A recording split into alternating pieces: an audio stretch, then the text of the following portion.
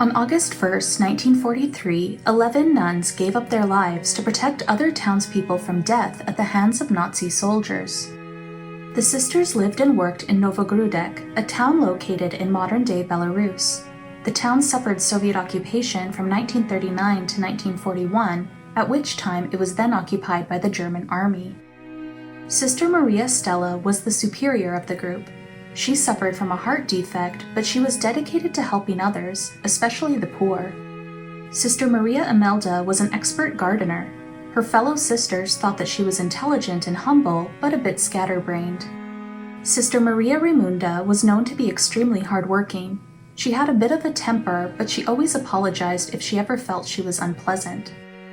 Sister Maria Daniela was physically weak, but she helped support the sisters by weaving, knitting, and selling goods to townspeople.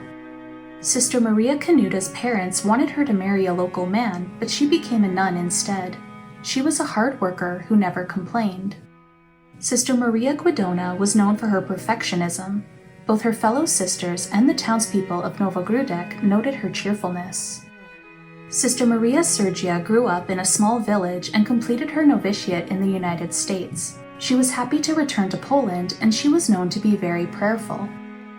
Sister Maria Canizia was extremely lively. She worked as a teacher, and she taught the catechism to children. Sister Maria Felicita was very shy, and it's said that she always lived in the shadows. She was responsible for helping any of the sisters who needed extra help. Sister Maria Heliodora was a former factory worker. She was known for her integrity, honesty, and her high intelligence. Sister Maria Borromea was born into a noble family. She was sensitive and struggled a bit with convent life, but she was known to be very hardworking. During Soviet and Nazi occupation, the sisters worked tirelessly to comfort townspeople and to keep the faith alive for them. They encouraged everyone to pray the rosary, and they were a beacon of hope for the community. In 1942, the Germans started a reign of terror in the town. Of the 20,000 residents, 10,000 were Jewish. They were either murdered or sent to camps immediately. Next, the Germans started targeting Polish people, even killing 2 priests. Throughout these trials, the people of the town turned to the nuns for prayer. The nuns discussed what was happening and decided that they wanted to offer their own lives in sacrifice to save the remaining townspeople and their priest.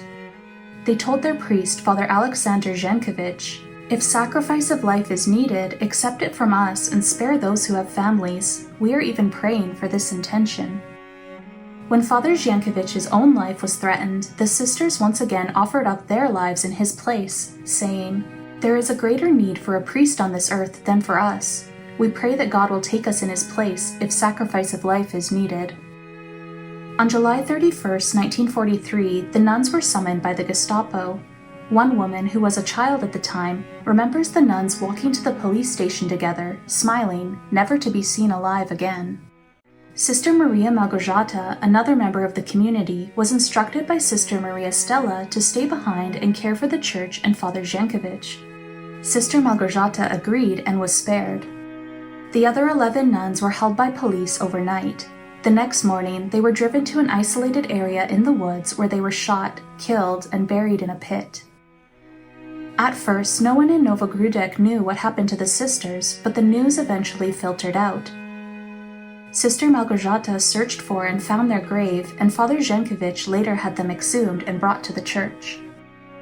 The people of the town were heartbroken. One of them later said, "During those cruel times, I was a little girl and unable to experience this crime properly.